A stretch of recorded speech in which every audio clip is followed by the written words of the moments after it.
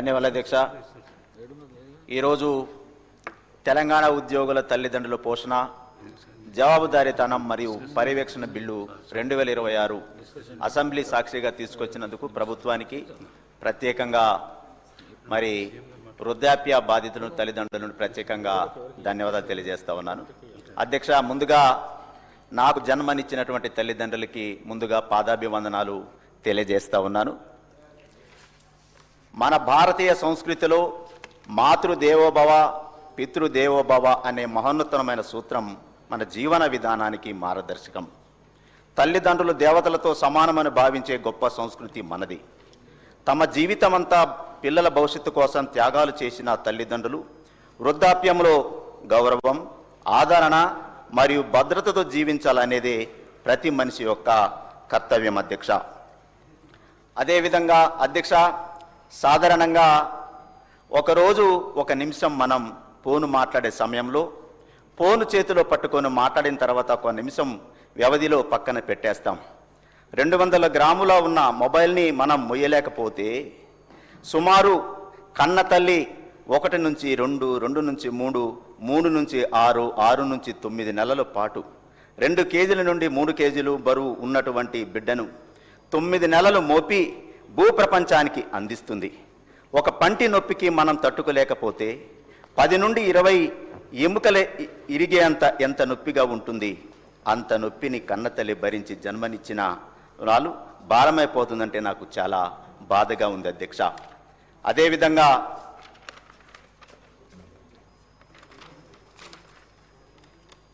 తర్వాత నాన్న గురించి వర్ణించడానికి కవులు సైతం సరిపోదు అధ్యక్ష.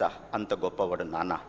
ఎంత గొప్పవాడు నానంటే బిడ్డకు కష్టం తెలియకుండా కష్టాన్ని దిగమింగుకొని సుఖంగా పెంచుతూ ఉంటాడు. ఎప్పుడు ఏడవని నాన్న ఆడపిల్ల అత్తగారింటికి వెళ్ళినప్పుడు ఏడుస్తాడు అధ్యక్ష. కుటుంబం అప్పుల్లో ఉన్నప్పుడు, బిడ్డల ఆరోగ్యం బాగలేనప్పుడు ఎవరికి తెలియకుండా 4 గోడల మధ్య వెళ్ళి ఏడుస్తాడు అధ్యక్ష. అది నాన్నగారు. అదేవిధంగా అధ్యక్ష, మరి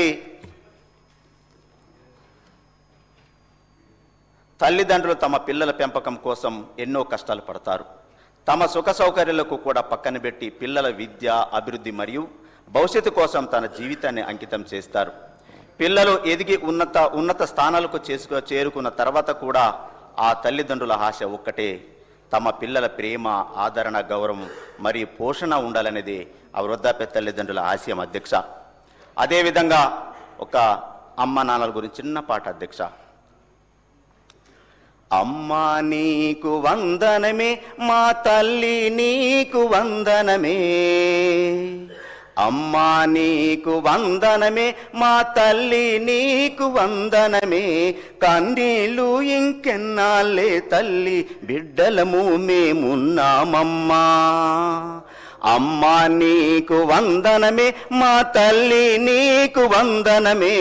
కన్నీళ్ళు ఇంకెన్నాళ్ళే తల్లి, బిడ్డలము మేమున్నామమ్మా. కోడి కూతకు లేచిన అయ్య దొరగారింట్లో కసువున ఊడ్చి, కోడి కూతకు లేచిన అయ్య దొరగారింట్లో కసువున ఊడ్చి, జీతం చేసి నాతం చేసి మమ్మల్నిలా సాదరయ్యా. అమ్మా నీకు వందనమే, మా తల్లి నీకు వందనమే. కన్నీళ్ళు ఇంకెన్నాళ్ళే తల్లి, బిడ్డలము మేమున్నామమ్మా. అధ్యక్ష,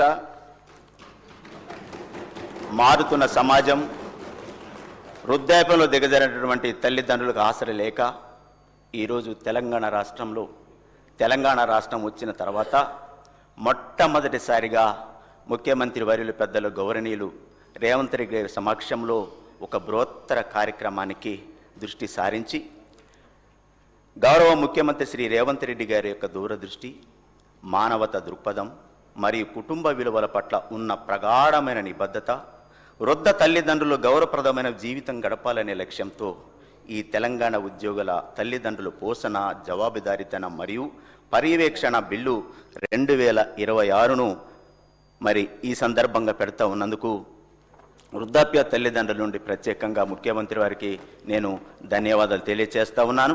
ఈ చట్టం తేవడం ద్వారా తెలంగాణలోని వృద్ధులకు ముఖ్యమంత్రి గారు పెద్ద కొడుకు అయ్యారనేది ఈరోజు రాష్ట్ర వ్యాప్తంగా తెలియజేస్తూ ఉన్నారు.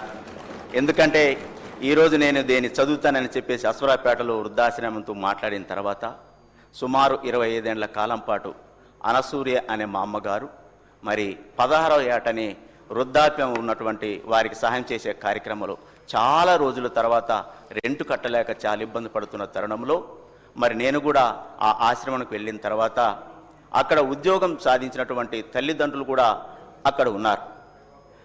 ఆమె చెప్తున్న బాధను నేను చూసిన, సార్ మీరు ఎమ్మెల్యే అయిన తర్వాత ఎమ్మెల్యే కాకముందు నా దగ్గర ఒక చిన్న ప్రస్తావన తీసుకొచ్చారు. సార్ మీకు ఏదైతే వృద్ధాప్యంలో ఉన్నటువంటి వారి మీద చాలా మంచి ఆలోచన ఉంది. మీరు ఎమ్మెల్యే అయిన తర్వాత ఇందిరమ్మ ప్రభుత్వం వచ్చిన తర్వాత మేము కోరిక ఒక్కటే, ఈ వృద్ధాప్యంలో ఉన్నటువంటి వీరందరికీ కూడా ఒక ఆశ్రమానికి ఒక స్థలం కేటాయించమని చెప్పేసి అడిగారు.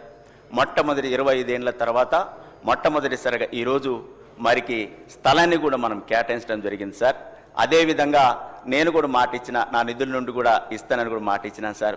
ఈరోజు మరి ఏదైతే మొట్టమొదటిసారిగా మరి ఒక హార్డర్ కాపీని తీసుకున్నటువంటి అనసూయ అమ్మ గారు ఈరోజు తీసుకొని హైదరాబాద్ వస్తున్న సందర్భంలో దివికేగారు సార్. ఎందుకంటే నాకు సంతోషాన్ని వ్యక్తం చేయాలని ముఖ్యమంత్రి గారు కూడా ఇంత మంచి ఆలోచన చేప ముఖ్యమంత్రి గారు ప్రత్యేక ధన్యవాదాలు తెలపాలనే ఆలోచనతో వారికి ఉండటం వస్తున్న మార్గంలో ఒక వారం రోజుల క్రితం హాస్పిటల్లో మరణించడం జరిగింది. కానీ ఆమె ఆశయాలు ఆలోచనలు కూడా నేను నెరవేరుస్తానని తెలియచేస్తా ఉన్నాను. అదేవిధంగా ఇన్స్పైర్ అండ్ ఇగ్నోర్ అనే ఒక ఫౌండేషన్ ద్వారా నేను కూడా నా నియోజకవర్గంలో ఉన్నటువంటి ప్రతి గురుకులం ఆశ్రమ పాఠశాలలో సార్ ఈ సంవత్సరంలో గత సంవత్సరంలో కూడా అన్ని ఆశ్రమ పాఠశాలలు కానీ గురుకులం కానీ సోషల్ వెల్ఫేర్లు కానీ మరి బాలికల పాఠశాలలో సార్ తల్లిదండ్రుల యొక్క బాధ్యత, తల్లిదండ్రుల్ని మనం ఏ విధంగా గౌరవించాలో నేను ఒక ఫౌండేషన్ ద్వారా కార్యక్రమం చెప్పాటను ఈరోజు బ్రహ్మాండంగా నా నియోజకవర్గంలో తల్లిదండ్రులందరూ హర్షాతిరేకలు వ్యక్తం చేస్తూ ఉన్నారు సార్. ఇంటికి వెళ్ళినటువంటి ఆడబిడ్డ అమ్మ ఇంతకాలం పాటు తల్లి అంటే ఏంటో తండ్రి అంటే తెలియని పరిస్థితిలో ఈరోజు ఎమ్మెల్యే గారు మాకు ఒక మంచి ఆలోచన చెప్పారంటే ఈరోజు తల్లిదండ్రులకు చాలా ఆనందాన్ని వ్యక్తం చేస్తూ ఉన్నారు sir.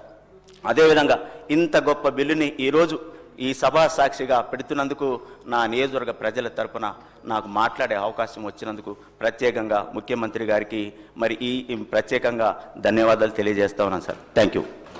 Subscribe us and press the bell icon for more interesting updates.